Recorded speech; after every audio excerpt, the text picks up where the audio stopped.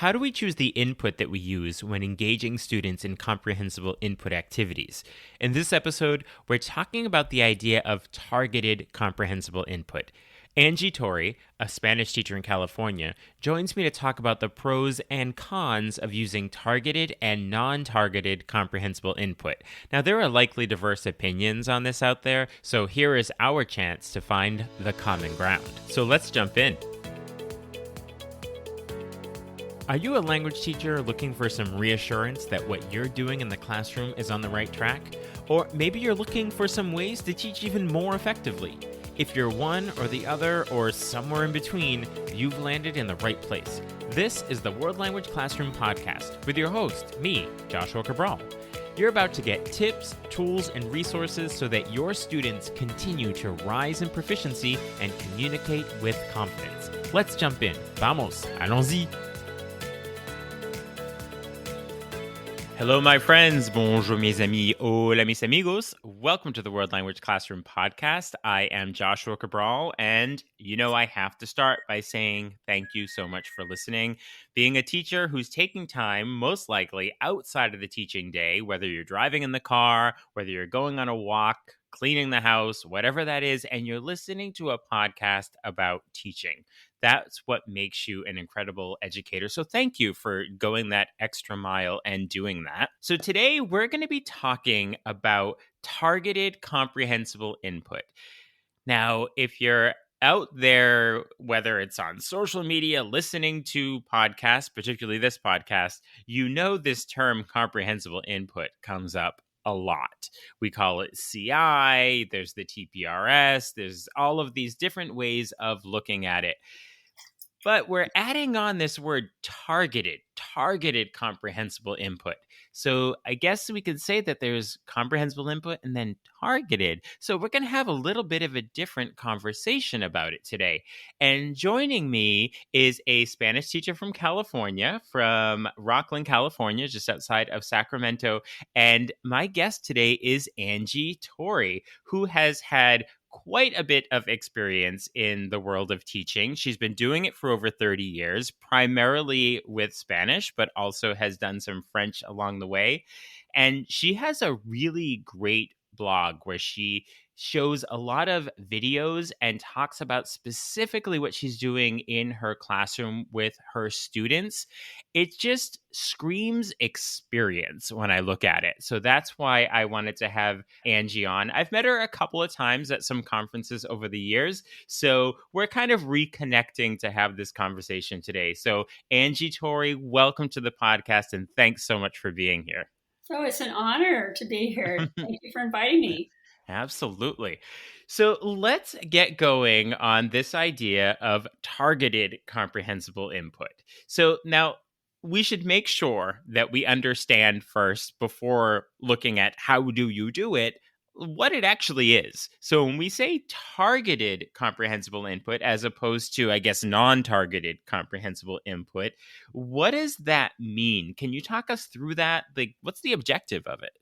Well, sure. Targeted means you just choose particular vocabulary or grammar to focus on when you're giving your input.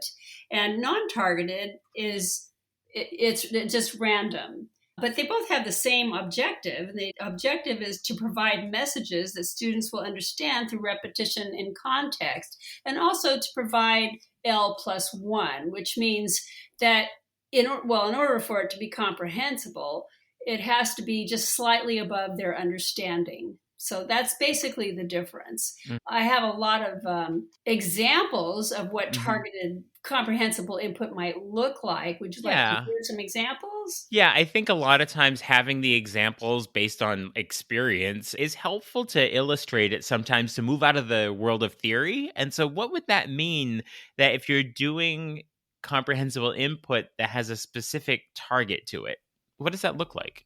Let's say you want to teach a particular topic. Well, that's targeted because you're targeting all the words and expressions that you would need to use to talk about that topic. For example, if I wanted to talk about clothing or shopping, I'd have to know how to say I'm wearing, or sizes or colors, in order to make sense. When we say that it's non-targeted, Does that just mean you haven't chosen a theme or structure to focus on, and it's whatever you acquire from it or pull from it is what happens? Is that what we mean when we say non-targeted? I've always used targeted, so I'm Uh-huh. not a real expert on non-targeted, but Uh-huh. from everything I've read, it's just random. You're not focusing on any particular grammar concept or vocabulary or topic. You are just talking, and Mhm. it could be about anything. So do you think that most of comprehensible input is somewhat targeted rather than, I mean, there's some sort of planning that's going into it. See, when I'm thinking this idea of targeted, I'm thinking maybe too much. Maybe I'm going overboard with this word targeting, that it's sort of, I want students to know how to do certain verb forms, and so we are going to focus specifically on that. So I'm going to provide input that is heavily focused on that particular structure. Is that what we mean when we're talking about targeted, or am I going too far with it? I would say that's very, very targeted. And it's Mm-hmm. funny that Mm-hmm. you should say that. When you told me the topic today, I started thinking about it and I thought, wow, most input is targeted. Mm-hmm. Now, there's a particular targeted strategy that I just ran across, which I wish I had tested in my classroom, that does what you just said. It's called word puzzles, where the teacher actually uses every single conjugation of that particular verb, but it's actually authentic language because you're giving the kids a puzzle. If I bought 2 pencils and you bought 3 pencils and Marge bought 4 pencils, and then how many pencils and those two bought these, and how many do we have? And so I've used all of them, but it's a question, it's authentic, and I have targeted actual Mm-hmm. conjugations. But I think for the most part, targeted for me, most of the time when I was doing targeted comprehensive input, it was either a concept or a topic or a grammar concept. But even in the Mm-hmm. grammar concept, you're within themes. Like Mm-hmm. I'm teaching the subjunctive, right? But what I'm really teaching is for you to learn how to recommend or give suggestions. Are there varying opinions on the use of targeted or non-targeted comprehensible input? Yes, there are definitely very Mhm. strong opinions. So I was a little Okay. apprehensive to do this today, but yes, there are some purists who are very strongly of the opinion that you should not use targeted, that any kind of grammar instruction inhibits acquisition, that targeted input leads to less complex input. I just can't agree with that. I actually think a blend of both is the Mm-hmm. best optimal way to teach. And even when you are teaching with targeted, you do end up doing non-targeted because Mm-hmm. a lot of times I'm teaching something and I'll end up having a random conversation that's related. And students they are actually picking up complex structures Mm-hmm. because you can't just have a conversation or tell a story using only the target, only that structure, because otherwise it wouldn't be understandable Mm-hmm. or coherent language. Mm-hmm. So they're picking up connecting words, they're picking up the syntax, a lot of related expressions. So I'm thinking of the word organic. That non-targeted would be organic. Here is this particular song. Here's something we're going to watch, something we're going to read. It wasn't chosen for any particular reason, that theme, but this is something we're going to do. And so organically throughout that, there's going to be comprehensible input happening. So I guess the opposite of that would be targeted, which just simply seems to mean that it's not something you can argue with, actually. That targeted just means that you've chosen a specific theme to work with. Would that be down the right lane? Yes, theme or topic or words or concept, but you're achieving the same goal. You're Mhm. providing comprehensible input, you're providing a message that students understand. So, what would you say is one of the arguments for doing targeted comprehensible input? We looked at the purist way of looking at it, that if there's any sort of grammar focus that's going to inhibit the amount of acquisition that's happening. So, what are the arguments for doing the targeted comprehensible input? Well, actually, you just made me think of an argument not to do the targeted, and that's Oh, that okay. it's a lot easier to be compelling if Mm-hmm. it's not targeted. Mm-hmm. So it's a real challenge to make the input compelling and interesting, but that doesn't mean that you can't. And I Mm-hmm. certainly have found a way to make it so interesting that I feel that the students are so hooked into whatever, either Mm-hmm. the video they're watching or the story I'm telling Mm-hmm. or the topic I'm discussing, that they almost forget they're thinking in another language. Mm-hmm.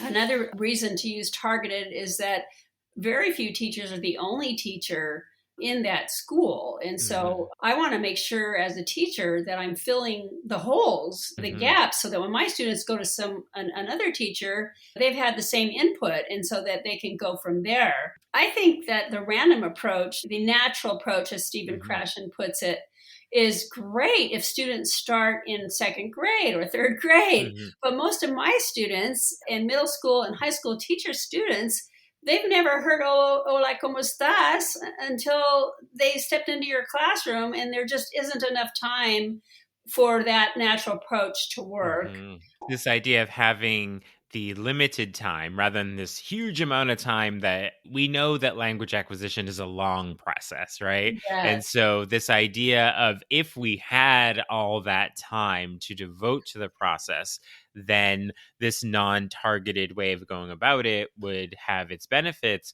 But because we do have limited time, even if we're seeing them every day, it's still a limited part of their day every day.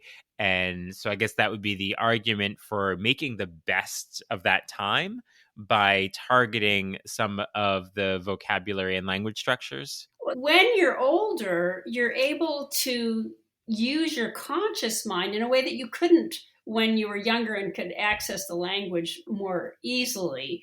And so, why not make optimum use of that Hmm. cerebral benefit? And I like Hmm. to blend the conscious with the unconscious. Hmm. Start off by telling them this is the rule and let's practice it a little bit. And now I'm going to just show you, I'm going to inundate you with tons of repetition and context and comprehensible input so you see what that actually sounds like, Hmm. and it starts to cement and you start to acquire it.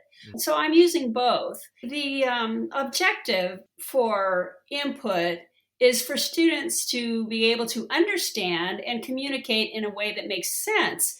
I have seen through your social media over the last couple of years, you have a number of videos that you use when you are teaching for students to acquire different structures and vocabulary.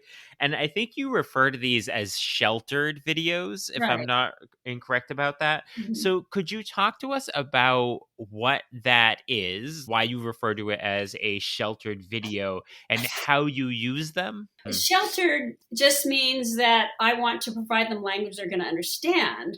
In other words, I'm not going to sit them in front of a movie that adults would watch in the target language, because it won't be L+1, it'll be L+100. They will not only not understand anything, they won't learn anything. Hmm. So I know kind of what their level is, and so I try to make it L+1. In other words, I'm only giving them a little bit more than they already know so Hmm. that they can understand most of it. And then what they don't understand, they can pick up naturally through context. Hmm. Or in my videos, I put also little pop-in images or anything that I can do to help them understand these words that they don't know. You had started by saying that perhaps they are including some of this targeted comprehensible input. So that means that they are focusing on a particular topic or structure that you want students to be able to understand in there. Is that Yes, they're correct? targeted and sheltered. They're targeted Hmm. in that, well, my particular videos are targeted in that there are certain topics or concepts that I want students to know. And Hmm. so I have native speakers speaking in regular authentic situations. Of course, Hmm. they're simulated, they're acting, but Hmm. Hmm. so that they're hearing the structures, but they're also hearing the structures in language that's not too much above their heads, which is what I Hmm. mean by sheltered. I was doing a workshop the other day. I was conducting a workshop in a school, and one of the questions I got, we were talking about comprehensible input and all of that stuff around it. And so the idea of using the target language and a lot of exposure to the language is going to help to create the patterns, all the stuff, all the comprehensible input stuff. And so I got this question of, so if we just have students watch movies in the target language, does that mean that eventually they'll just acquire the language and that's kind of all that needs to happen? They're just having all this flooded exposure to the language. And I remember thinking, honestly, and I'm not just saying that because you're on the podcast right now, but I remember thinking, no, what they need to watch is like an Angie Torre video because I had started the workshop by talking about the input to become acquisition needs to be comprehensible. Just having students watch a series of a TV show is not going to lead to acquisition because it's not comprehensible. And so your videos that I've seen with students is really answering that. It's Yes. giving that. Yes, and I've had so many teachers say, thank you for this," because you know Mhm, why I made them is because there weren't any that existed, and mhm, I thought, how can this possibly be? You know, when I taught French, there was that I can't remember the name of it. It was like a French version of Sesame Street, and my students mhm, loved it. There mhm, wasn't anything like that at the time. Now I think there is. That mhm, actually might be very helpful, maybe mostly for elementary, but mhm, yeah, so there was a definite need for sheltered videos for mhm. language learners. And are those videos available on your website? I know I've seen them when you put them on Instagram, like reels and stories and stuff, but they also available on your website? Yes. Okay. So, Yes, and we'll make sure and get that all out there so that teachers can access that because they are incredibly helpful and well, thank you. they're they're compelling topics for students because they are typically teenagers, sometimes adults, but typically teenagers talking about teenage situations that our students would be interested in. So they're well chosen there. Those types of videos, which are rather short, they're not like long and drag on by any means, but that idea of looking at these targeted structures, that's the focus of it rather than, I guess, looking at watch this movie, this 10-minute clip, and let's see what the language we pull from that. And again, that would be an ideal situation if we had all the time in the world, but I see this argument for doing things in a little bit more of a targeted way because just the time factor, Right, right? right. Mhm. We don't have the 10,000 hours that necessary to accomplish that. Right. So, could you maybe talk us through a specific lesson that you've done? Take it out of like the world of theory and something that's happened in Senora Torre's classroom and like the lesson planning or a unit that is specifically using targeted CI. Like, what was the theme? How did you choose it? And what did you do with it? I know Sure. it's a big question, but Oh, we no, just want to know no. what happens in your classroom. This is actually a very good question because this is how I teach. Mhm, I start with the concept and, oh no, she teaches grammar. Yes, mhm, I do. And then I teach the grammar and then I cement it and cement it and cement it. So let's say I want students to learn how to give suggestions and recommendations. So first I would teach them the subjunctive and I would use my PowerPoint and I have tons of checks for understanding all throughout. And then we do a practice. I start off, first of all, I forgot to say, I start off with giving them some comprehensible input. Like, what does this sound like? So I'll start off like, I'll say, I recommend that you do this.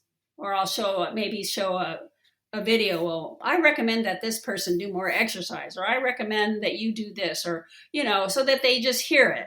Then I will teach it using usually a PowerPoint and then some kind of practice activity and then a closure activity. When I'm all done with the comprehensive input, then I'll have them start producing by mhm, having paired activities or something like that.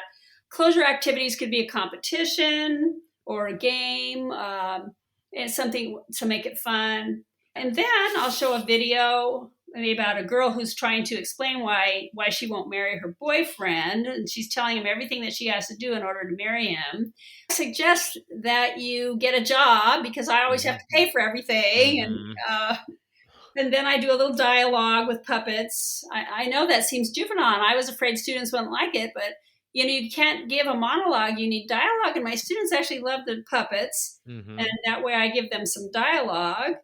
And then I'll show an illustrated PowerPoint story about a guy who's looking for a job, but he doesn't really want to work. And so the Mm-hmm. counselor's telling him, well, I suggest you do this. Mm-hmm. And then I talk about something that happened to me in college, something that really did happen to me. So, and then I say, well, what should I do? Well, please, I need help. I need you to help me. And so, and then I want you to tell me what you recommend I do. And then I want you to tell me why you recommend I do that. And then I tell them what I really did do. And so it's real, it's authentic. And then the structure gets burned into their brains while we're discussing real things and things of interest, hopefully, to the students. Mm-hmm. And then for homework, I'll give them more scenarios and ask them for more recommendations and suggestions. Right. So this idea of targeted, so the concept there was, or the target there was using those subjunctive expressions Correct. and using the correct verb forms. So you went into it with all the comprehensible input and all the activities. The target was essentially going to be to use that subjunctive. And it's funny because if there's this idea that there's like the for and against, or, who's for the targeted and who's not, I think that's a lot of times what is in fact happening. Yes. We're just not using the word Yes. targeted. Exactly. I think it's rare the class where you go in completely unplanned and you just, here, read this and let's see what we come up with. So I don't want to like have this, ooh, it's targeted. I think it's what's happening for Right. the I most agree. Yes. part. That was Right. the conclusion I came Right. to as well. Yes. Yeah. So thank you for giving us the opportunity to bring that to light and to reframe it a little bit to understand it better with this idea of targeted comprehensible input. So I would be interested to know where you continue to pull your inspiration from, Angie Torre, with 30 plus years of teaching, and you keep going at it and you're still out there working with teachers and students. What's inspiring you with all this? That's a very good question because you want to stay relevant, but you can't help it because so many people give me ideas. I mean, even my trainer, my coach, I lift weights. One time he was telling me about how he and his wife were just crazy about these escape rooms. And I went, I bet because he's very young, I went, I bet students would like escape rooms. So I started creating them, and lo and behold, students love escape rooms. And it's and then I'm in Facebook with other teachers, like Spanish teachers in the USA, and a lot of other Facebook groups and Instagram. I love that you got one of your big ideas from your trainer. Of course, why not? Sometimes they come up in the most unlikely of places, but Yeah, absolutely, absolutely. So this is the time in our chat where I like to pull the teacher curtain back a little bit, and we're gonna get to know Angie, not Senora Torre or Madame Torre. No, we're gonna get to know Angie a little bit better. Are you up for it? sure. You kind of have to be. That's how we do things on the board podcast. All right. So I'm going to give you two options, this or that. Just kind of choose one. If you want to say why, that's cool. But, up to you. So the first one is, do you like to travel to places that you know and enjoy? Or do you like to explore new places when you have the opportunity to travel? No, that just sounds like. Do you like to order the same thing on the menu that you know you're going to like, or something new? And I'd have to say both. At this point in my life, I want to see new places, Mm-hmm. but I'm What? going to be seeing old places because my husband's never been to France or Italy, so I'm going there again. And hopefully, after that, we can go to Switzerland or somewhere different. Mm-hmm. All right. And the next one, would you consider yourself more of an introvert or an extrovert? I would say I'm in the middle, more towards the introvert, but Mm-hmm. I love to be with people, but I need my quiet time. Okay. And you're going to laugh at this because you just asked this question yourself, but it's typed here on this paper right here in front of me. The question is, are you adventurous with food, or do you like to stick with what you like? Isn't that funny that you just asked that question in What comparison to is? the first question? So how would you answer that one? I would say I'm not adventurous because there are so many things I can't eat that if I know I can have it and it tastes good and it's not going to hurt me, then that's probably. But on the other hand, having lived in so many different countries, I think I'm more adventurous when it comes to eating something that's not American. Absolutely. Okay, that's great. So I'm sure that there are teachers that would like to connect with you to maybe learn some more about how you're teaching in your classroom, or most likely to maybe watch some of your videos that we talked about. So where can teachers be reaching out to? Social media or your blog, any of that stuff? My Instagram, Best PowerPoints for Spanish, or I also have a Facebook page, Best PowerPoints for Spanish. You can email me. Is that okay? Yes, absolutely. That A is an apple. Oh, this is for the French people, Alt Espoir. I picked this a long time ago when I needed some hope. So ALTESPOIR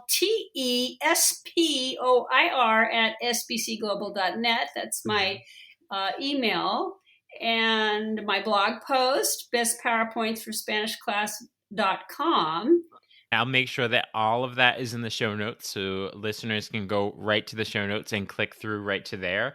And I just want to point out that I think like early on you started with the best PowerPoints for Spanish, but I want to make sure that teachers know that you do not have to be a Spanish teacher to learn a lot from everything that Angie Torre is putting out there.